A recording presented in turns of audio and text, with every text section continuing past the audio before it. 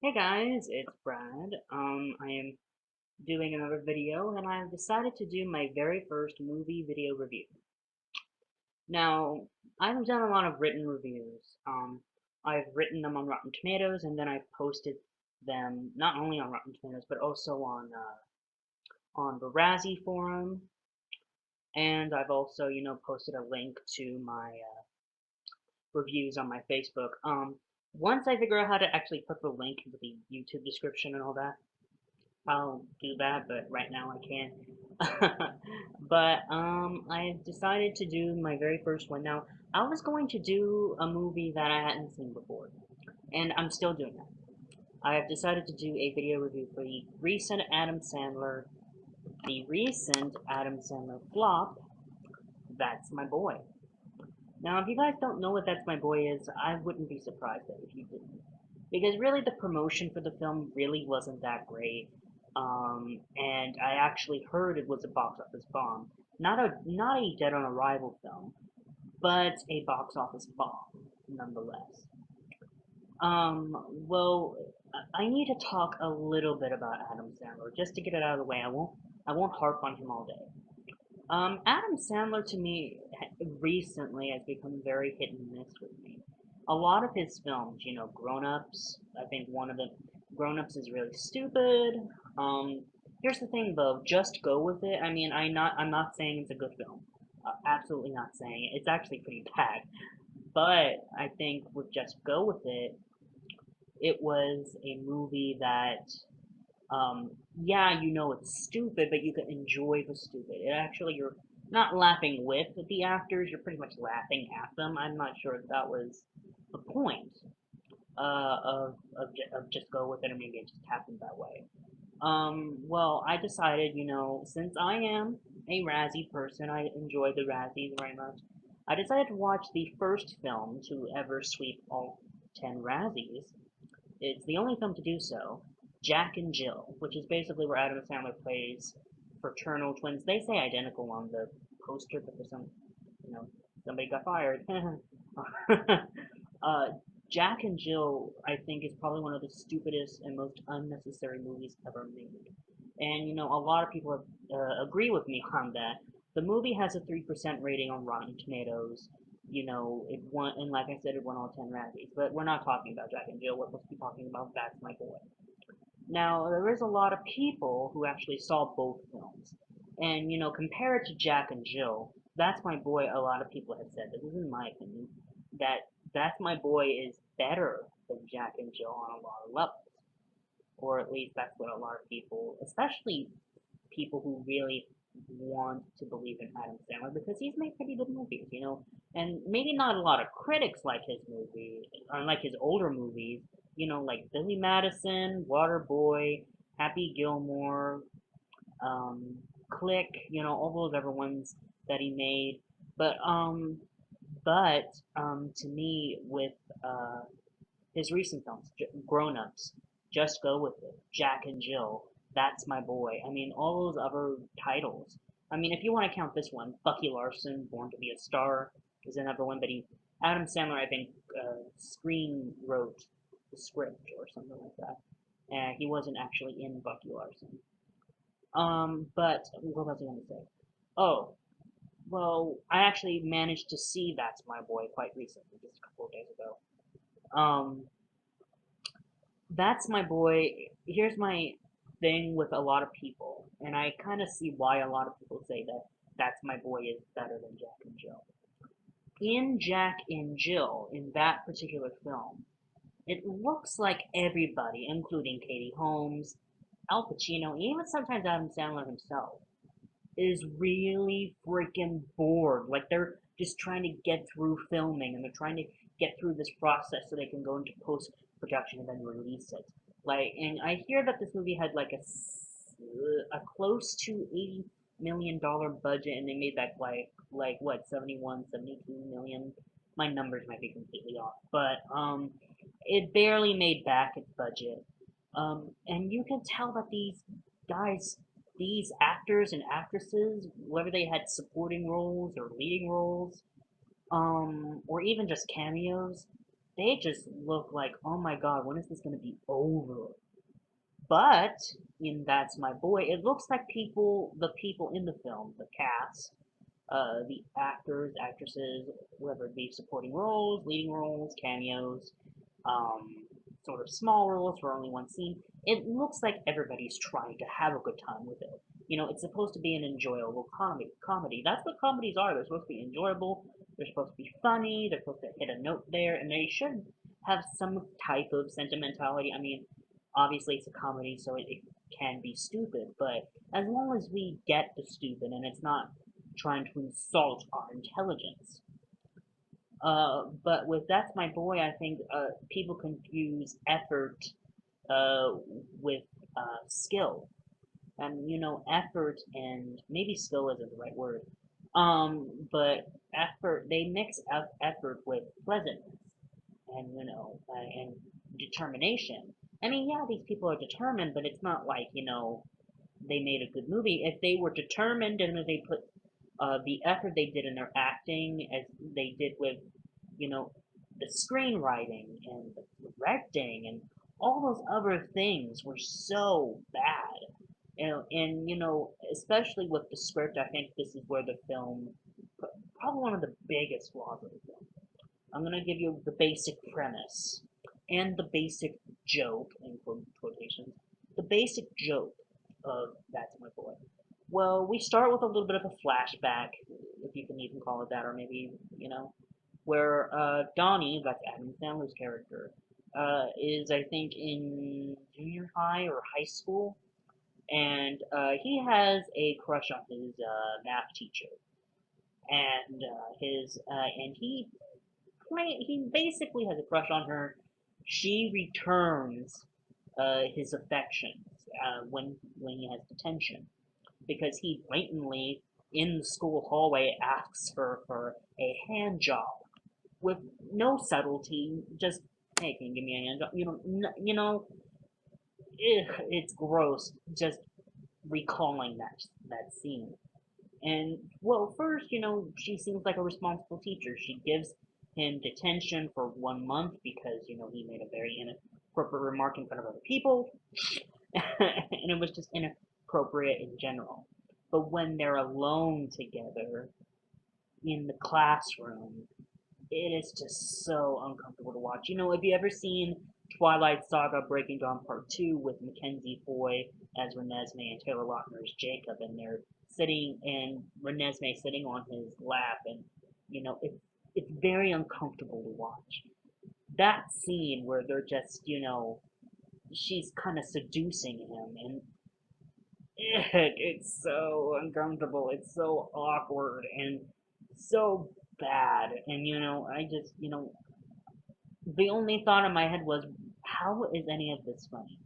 And that's a recurring thing. I'll get back to that later.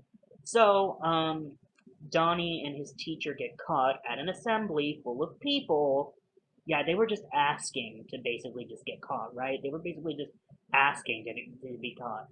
So the teacher is arrested, but while I think she's in prison or pending trial, she's pregnant. And that's Donnie's baby.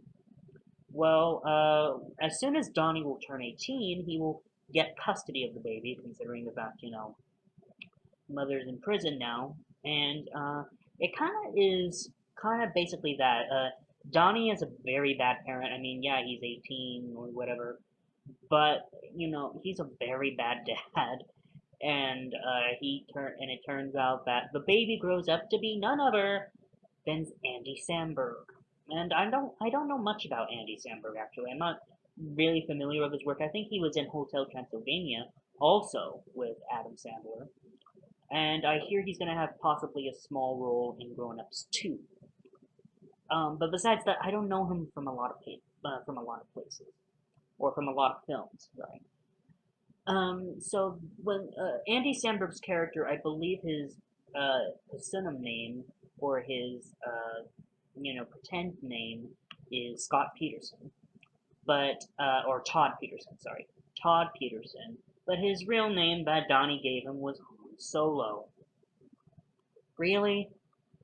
I mean, yeah, Star Wars was a big thing, I don't know, 15, 20 years ago. I mean, I know Star Wars is timeless. I don't want any fans, getting up on my case. But Star Wars, yeah, is a timeless thing. I know it. I dressed up as Star Wars as Darth Vader for Halloween. Okay, one year when I was like 6 or 7 years old. So I get it. Okay, I get it. But why would you name your own child Han Solo? I wouldn't name my daughter Luke Skywalker or name my daughter Leia. I wouldn't do that. I would not do that. I mean, it makes no sense. But moving on, Andy Samberg's character tries to forget about the horrible childhood that he had because he was overweight, he was obese. Now he has diabetes because he was so overweight. I think he was like 400 pounds or something like that, and he lost the weight. As time went on, he lost the weight, kind of, uh, he kind of expanded his life, and now he's engaged to a woman being played by Leighton Meester, which again, I don't know her from a lot of places. I think she was in The Roommate, which was a horrible movie. But then, Adam Sandler's character Donnie owes money to the IRS. I believe it's $40,000 he owes to the IRS. And now that his son is successful and is doing, well in his work, he needs to ask, to be on this show. I mean, I think it's like a talk show where, they're gonna go visit his Andy Samberg's mom in prison because I think she had like a 30-year sentence for doing very inappropriate things with her students. But okay, what else? I think that's it. That's basically the basic premise of it. Now, my biggest issue with this movie is that Adam Sandler's accent is so annoying. Like, I'm not sure what accent he uses in That's My Boy. I think it's supposed to be a Brooklyn accent, but come on, that's kind of offensive even within itself. It really, I was just, oh God, shut up. But I still, to this day, think that Jill Sadelstein is the most annoying character in all cinema. So it's not like the Donnie character is more annoying than Jill because nobody can ever top Jill. It's like trying to top Jar Jar Binks or something. But what was I else gonna say? I think despite how everybody in this film, the cast of the film, was trying to put some effort in it. It's blatantly obvious. Just like in Jack and Jill, where it was blatantly obvious that these people weren't having fun filming. I think it must have been a really big, long chore for everybody, including Adam Sandler himself. I mean, it must have been, granted, making a film is not very easy. I mean, it takes budget, it takes cameras, it takes makeup and special effects sometimes. Yeah, it's not easy, but you know, you've been doing this for a very long time. You've been making films, I mean, for a very long time. I mean, you have a really big resume. You should be able to go through this film and have a good time with it. And even in That's My Boy, when they're trying to have a good time, and it looks like all the actors and actresses are trying their best to make this shoot enjoyable, it's plainly obvious that they're acting. That they're acting. It's not like these people are real. And Leighton Meester's character, who's the fiance to Andy Samberg's character, is very exaggerated a little bit. Like she plays the bitchy wife or the bitchy fiance that just wants to have the perfect wedding and wants to, do all that. And also with Adam Sandler's character, I think Donnie is a very one-dimensional character. He's basically causing trouble for no good reason. I mean, yeah, I mean, I think a lot of the trouble that he causes is unintentional. I'm not saying this character is cruel or anything, but he's very, diminished. Like there's nothing there. Another big problem I have with this movie is Nick Swartzen is in it. If you don't know who Nick Swartzen is, he's basically that guy who is always in every Adam Sandler film. Kind of like, Kevin James or Rob Schneider. I don't think Rob Schneider's in this one. But Nick Swartzen is in this one. And you know, he's been in other films too, like he's been in Jack and Jill, he's been in Just Go With It, Don't Mess With the Zohan, you know, he's been in, you know, he has the same exact role to play Adam Sandler's best friend. Just like in real life, Nick Swartzen is Adam Sandler's best friend. Now, I don't know Nick Swartzen personally. I only know his character, the characters that he plays, and he tends to play really annoying people. That's My Boy isn't an exception because he plays another very annoying. Yeah, his role is very small. Like I think he has like what 2 3 scenes, not much lines. But you know he doesn't play that prominent role that he usually does in Adam Sandler films. Um, but even then, it's just annoying. You know, he has one of those faces. You know, you just want to just, ugh. You know, I'm not talking about Nick Swartz in person. I'm talking about the characters that he tends to play. I mean, I have not seen his stand-up routines. I mean, I hear that he has like a show on Comedy Central or something like that, or he used to. I don't know. But okay. Now the biggest issue that I have with this film is that okay, this is going to be kind of difficult here. They handle really serious things so awkwardly, you know. Starting with that beginning scene, you know, with I think the first 10 or 15 minutes of the film. Donnie being seduced by his math teacher, and you know, how is any of this fun? How is pedophilia funny?